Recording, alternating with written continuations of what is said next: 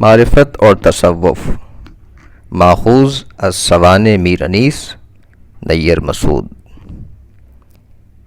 یہ رجحان بھی انیس کی خاندانی روایت کا جز تھا۔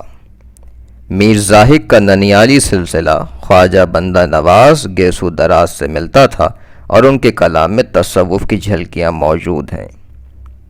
حوالہ اسلاف میر انیس۔ میر حسن کے یہاں معرفت کا رنگ خاصا گہرا تھا۔ ان کی ایک پوری مثنوی رموز العارفین تصوف ہی کے موضوع سے تعلق رکھتی ہے اور اس میں انہوں نے عارفوں کی رمزیں لکھی ہیں۔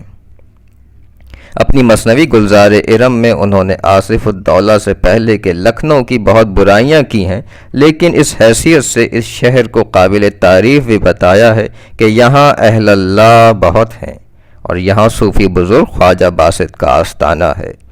حوالہ مثنویات میر حسن۔ انیس کی شخصیت کا ایک نمایاں پہلو یہ رجحان بھی تھا۔ شاد نے ان سے ملاقاتوں اور گفتگوؤں کے بعد ان کے بارے میں جو تاثر قائم کیا تھا، اس میں معرفت کی طرف ان کے رجحان کا بھی ذکر کرتے اور بتاتے ہیں۔ بہت دفعہ ان کے سامنے شعر پڑھنے کی نوبت آئی۔ اسی شعر کو سن کر تڑپ گئے، آنکھیں نمناک ہو گئیں، جس میں فقر و معرفت کے مضامین تھے۔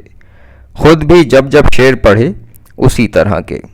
حوالہ فکر بلیغ صفحہ 258۔ ڈاکٹر سید کمال الدین حسین ہمدانی نے انیس کے یہاں معرفت کے مضامین اور تصوف کی اصطلاحوں سالک، راہ رضا، عاشق، تسلیم، فراق، وصال، درویش وغیرہ کی نشاندہی کر کے یہ نتیجہ نکالا ہے۔ وہ ایک کامل عارف شیعہ اثنا عشری تھے۔ عرفان و تصوف ان کے دل و دماغ پر چھایا ہوا تھا۔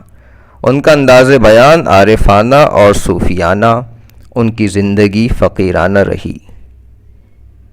فیض آباد کے ایک سادھو اور اجودھیا کے سنیاسی سے انیس کی دیر دیر تک گفتگوؤں کا ذکر آ چکا ہے۔ سنیاسی کا یہ قول بھی نقل ہو چکا ہے کہ آپ تو خود حقیقت میں جوگی و سنیاسی ہیں۔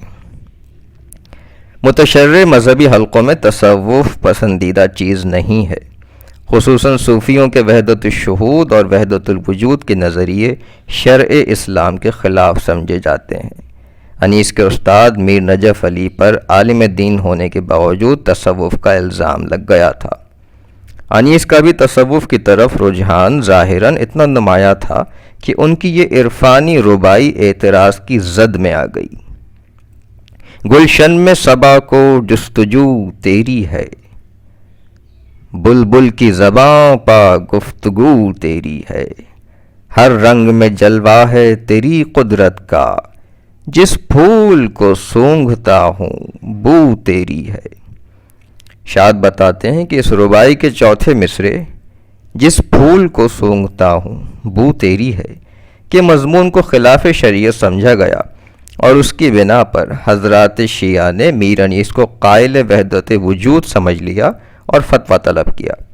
اگر جناب مولانا مفتی سید محمد عباس مغفور نہ ہوتے تو یہ داغ میر صاحب کے دامن میں لگ ہی چکا تھا۔